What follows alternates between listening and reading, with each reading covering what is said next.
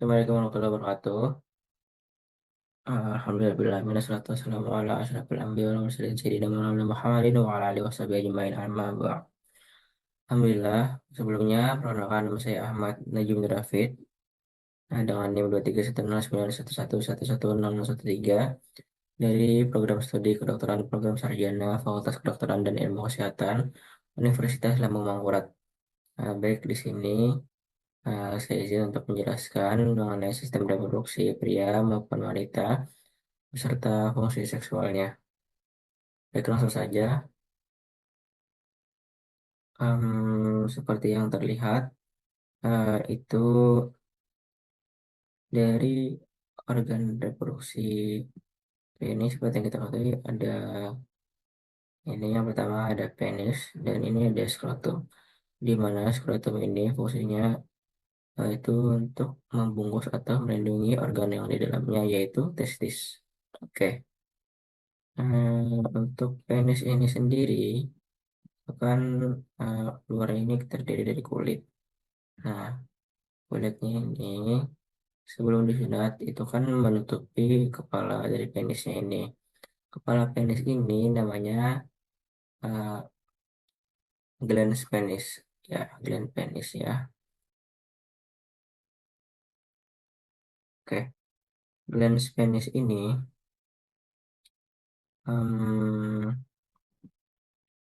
itu ketika kulitnya melewati glans penis ini itu nanti akan berputar balik dan membentuk mukosa ya, sampai ke daerah sini yaitu ke daerah corona grandis ya, yang bagian memutar ini yang lebih yang lebih agak melebar ini namanya corona grandis. Nah, jadi dia seperti kulit berlebih dan terlipat ke dalam gitu untuk kulitnya ini. Makanya uh, kita diwajibkan untuk sunat biasanya gitu. Karena kalau tidak disunat, di pada bagian sini di belakang dari corona grandis ini terdapat glandula glandula Tyson, di mana glandula Tyson ini itu kayak berupa minyak atau smegma gitu atau tempat berkumpulnya atau tempat bersarangnya bakteri. Kemudian jika tidak potong atau tidak potong bagian kulitnya ini yang namanya preputium, kulit ini namanya preputium, dan pada bagian kuluk biasanya disebut kuluk, kuluknya tidak dipotong, maka bakterinya tetap terkumpul di sini. Maka dari itu biasanya uh, orang disunat itu kan dibuka terus ditarik sampai sini, baru bagian yang berlebihnya itu dipotong sehingga misalkan ini namanya glans penis, yang kepala penis tadi. Baik. Ketika kulitnya ini dibuka, itu ada yang namanya fascia bak. Nah, kalau dibuka, ini namanya ada lapisan namanya fascia bak. Fascia bak, FASCIA BUCK, fascia bak. Nah, fascia bak itu merupakan jaringan ikat yang membungkus. Nah, sebelum ini itu ada namanya kulit melapisi ini, atau lapisan melapisi ini namanya tunika albuginea. Tunika albuginea itu seperti sini. Nah, kan tadi fascia penis atau fascia bak itu kan bagian yang terluar. Terus di dalamnya itu nanti ada yang namanya corpus cavernosum yang bagian luar nih. Nah, terus eh, kan sebelum corpus cavernosum itu nanti ada yang namanya tunika albuginea. Tunika albuginea ini untuk melapisi dari corpus cavernosum. Oke. Setelah tunika albuginea barulah ini namanya corpus cavernosum. Ya, corpus cavernosum penis. Nah,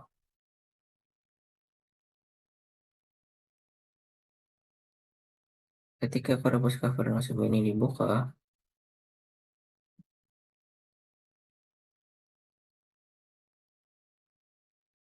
nah ini ada yang namanya corpus spongiosum. Corpus spongiosum ini berfungsi untuk melindungi si uretra. Eh, Uretra ini merupakan saluran ujung atau saluran akhir dari ketika kita membuang urin. Kalau kita lihat ya dari, nah ini kan tadinya corpus cavernosum, yang ini corpus spongiosum penis. Nah, untuk yang ini corpus spongiosum itu untuk melindungi jar- jalan keluar dari si urin. Ini si uretra. Uretra ini kan yang warna pink ini. Itu melewati ini musculus bulbus spongiosus dan ini musculus ischiocavernosus. Nah, kenapa jadi cavernosus? Karena kan dia melekat di corpus cavernosum. Kenapa dia bulbo? Spongiosus. Di sini nanti ada organ yang namanya bulbo uretral. Nah, ini sehingga glandula bulbo uretral atau kelenjar bulbo uretral. Sehingga nama ototnya tadi musculus bulbo spongiosus. Oke, ini ada organ yang namanya vesika urinaria atau kantong kemih, di mana nanti habis dari ginjal terus ureter, itu nanti ditampung ke sini, sehingga kalau sudah penuh nanti akan ada rangsangan. Kalau sudah penuh nanti akan ada sinyal letak bahwa kantong kemih ini sudah terisi penuh, sehingga em, sphincter di sini, atau kalau ada untuk sphincter itu artinya otot sphincter itu artinya otot yang eh, membuka atau menutup ketika adanya kontraksi. Gitu. Kita akan fokus selanjutnya ke bagian organ reproduksi pria, bagian testis. Dimana yang bagian luar tadi kan dilapisi oleh skrotum. Terus ini ada yang namanya tunika albugenia, itu juga melapisi testisnya. Di testis itu ada yang namanya sekat-sekat atau pembatas.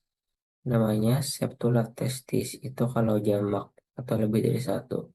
Kalau cuman satu namanya septum testis. Nah, terus ini ada yang namanya lobuli testis. Lobuli testis itu artinya ruangan-ruangan yang ada pada testis, di mana kalau satu ruangan ini namanya lobulus testis ya, atau lobus testis. Nah, terus di dalam setiap lobus testis atau lobulus testis ini itu ada yang namanya tubulus seminiferus.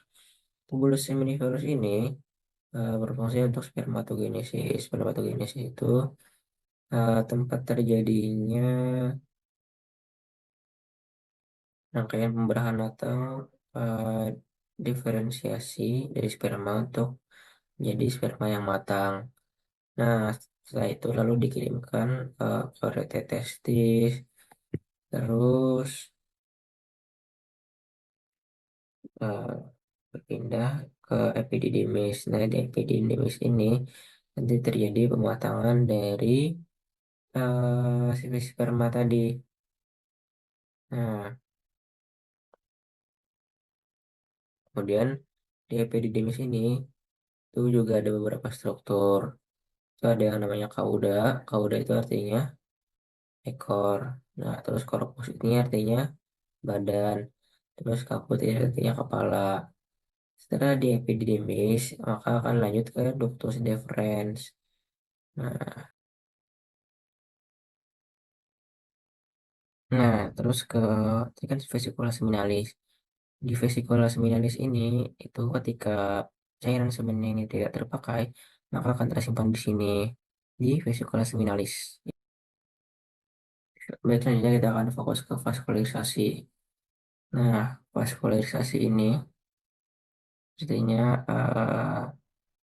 pemasukan darah untuk mengaliri organ-organ sehingga mendapatkan oksigen atau nutrisi.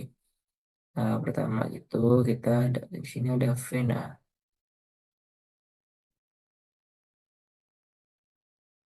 Nah, ini ada vena dorsalis superficialis penis. Itu karena apa superficialis yaitu berarti di permukaan dan dorsal itu artinya punggung. Permukaan punggung dari penisnya. Terus ini arterinya seharusnya ada dua, kanan dan kiri. Ini ada yang namanya arteri dorsalis penis. Artinya sama, punggung dari si penisnya.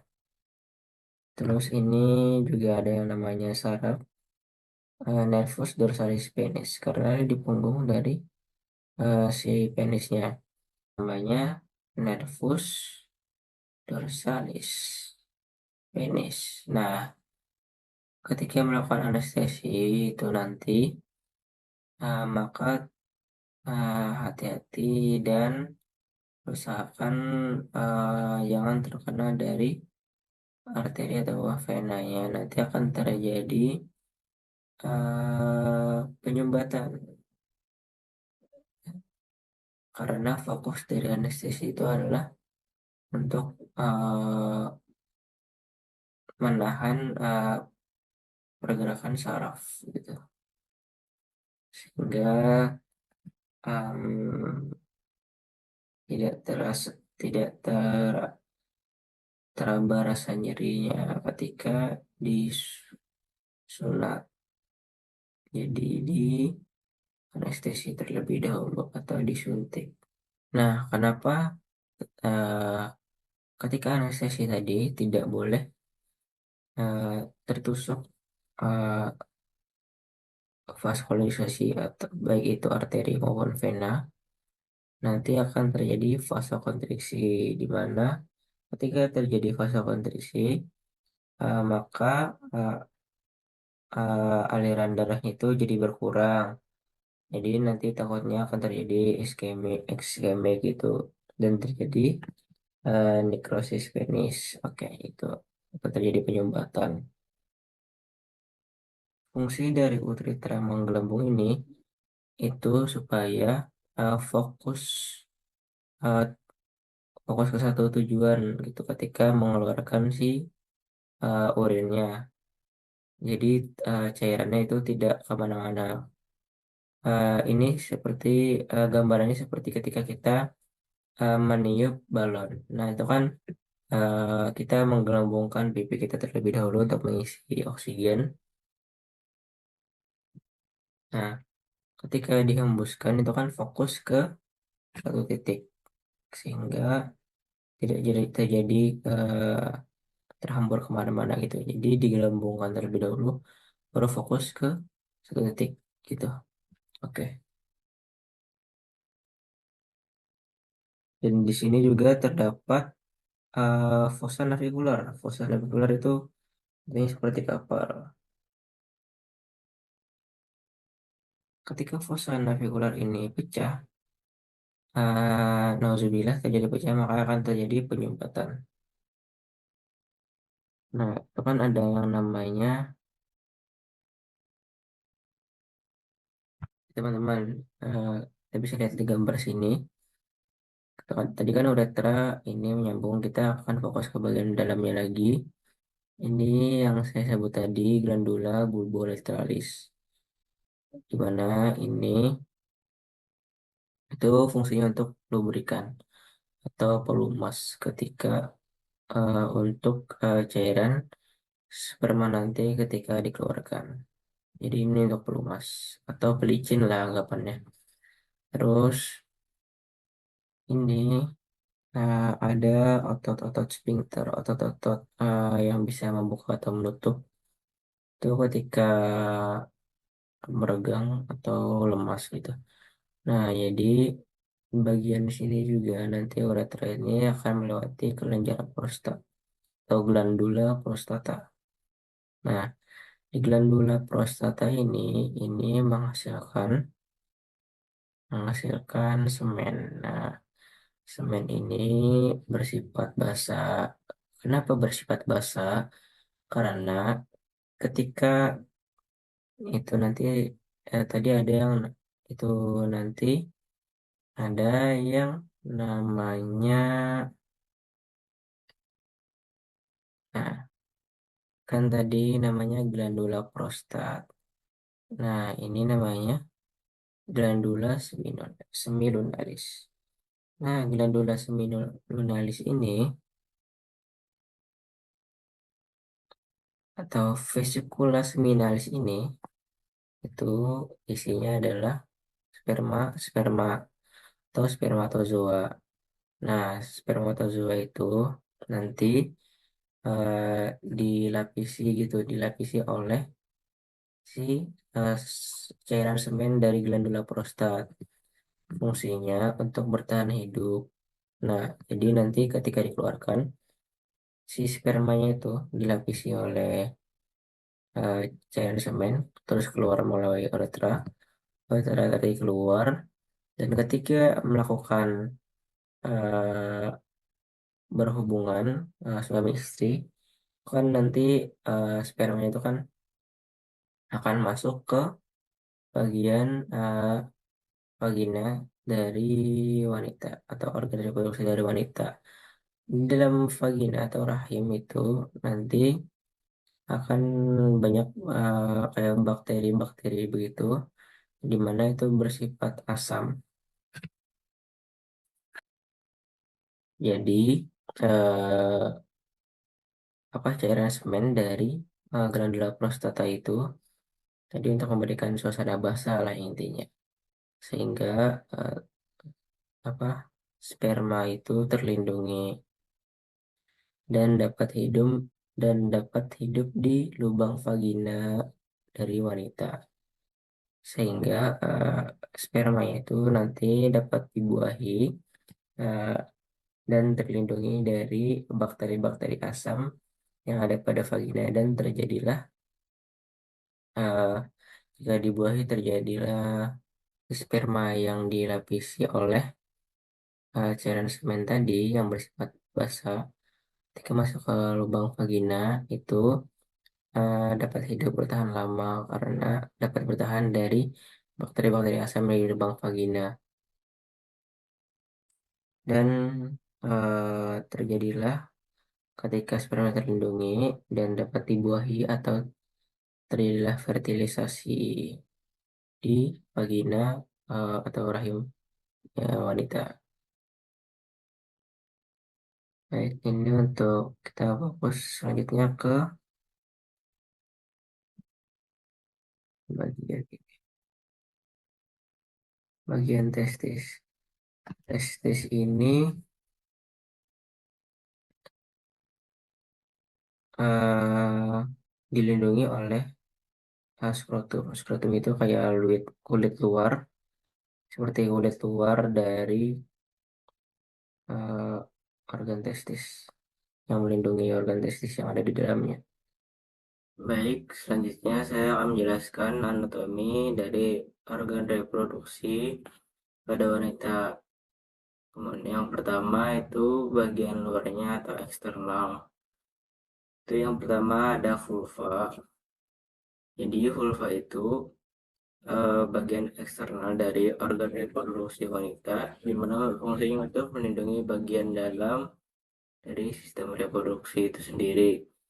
Kemudian ada labia majora dan labia minora, itu melindungi bukaan vagina dan uretra, dan juga terlibat pada rangsangan seksual, serta untuk mengurangi risiko infeksi. Terus kemudian ada yang namanya organ klitoris.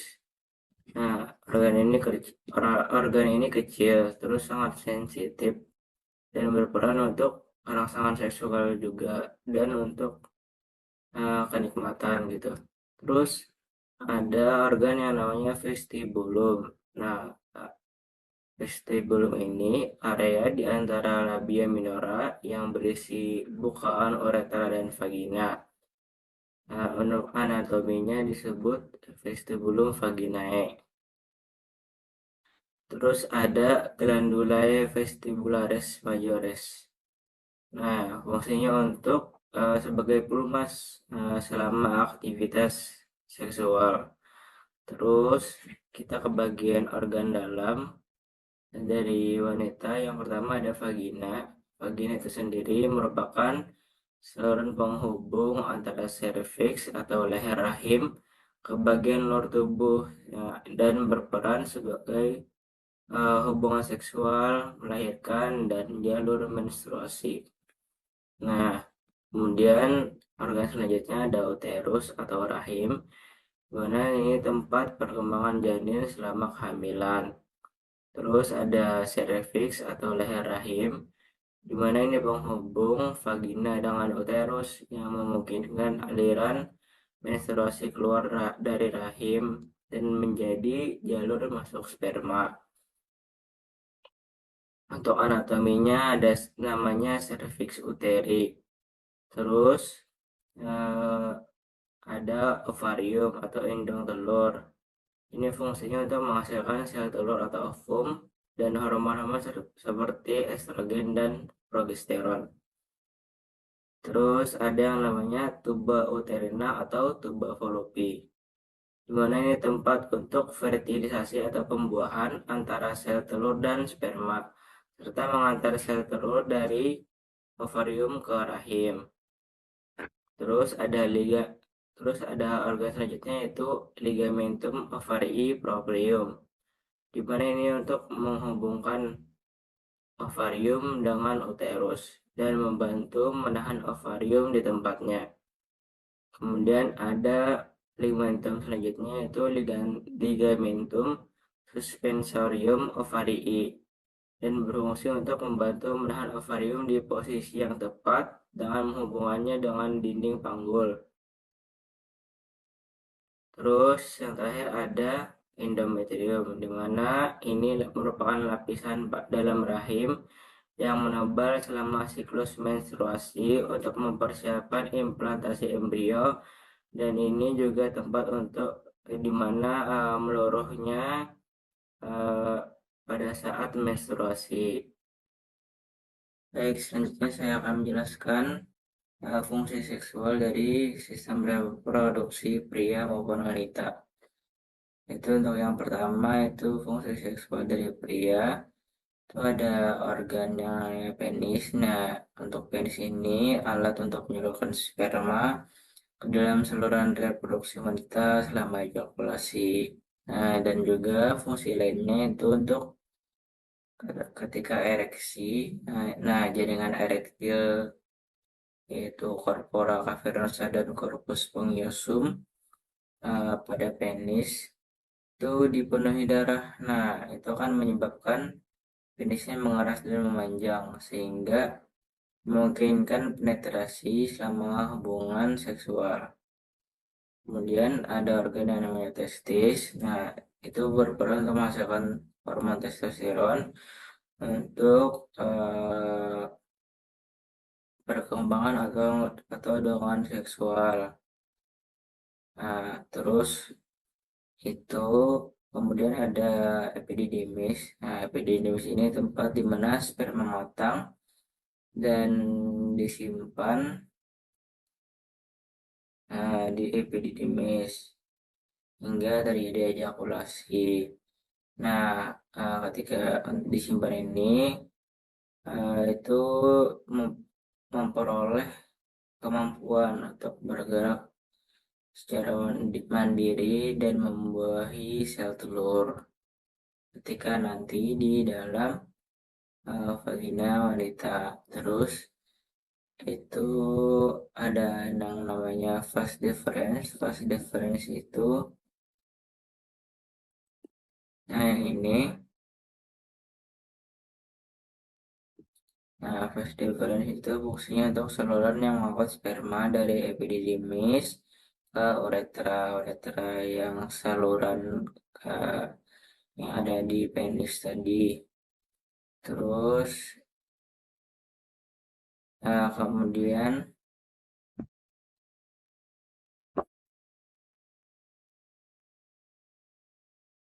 ada yang namanya vas deferens. Nah, vas deferens ini fungsinya untuk menyalurkan atau mengangkut sperma dari epididymis ini ke uretra selama ejakulasi. Kemudian ada namanya kelenjar atau uh, vesicula seminalis dan kelenjar prostat. Nah, di sini tadi. Nah, ini fungsinya untuk apa namanya? Untuk membentuk sebagian besar volume semen, di mana itu fungsinya untuk memberikan nutrisi sehingga membantu sperma itu bergerak yang lebih motilitas gitu, dan serta untuk melindungi sperma untuk membuat suasana baik atau suasana basah ketika di dalam vagina yang bersifat asam itu. Kemudian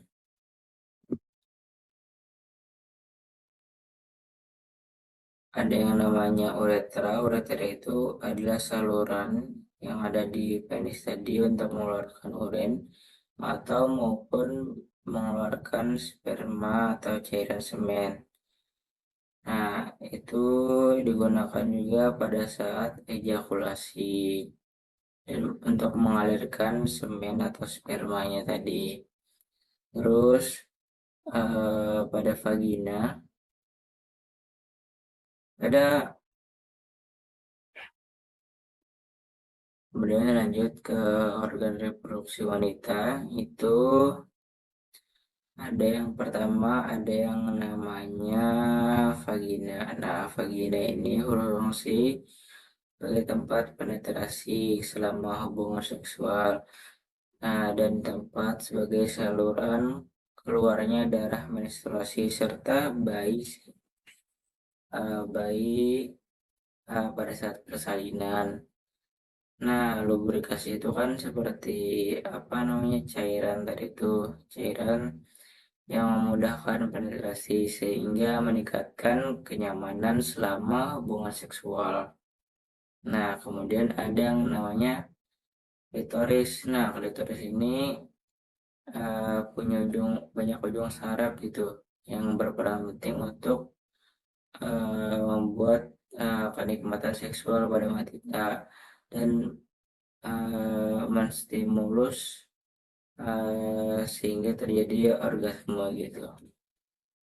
Dan ada yang namanya ovarium. Ovarium ini kelenjar reproduksi wanita menghasilkan sel telur atau oogenesis, dan hormon seks wanita lainnya seperti estrogen dan progesteron, dimana itu untuk mengatur siklus menstruasi dan perkembangan karakteristik seksual dari wanita sekunder. Oke.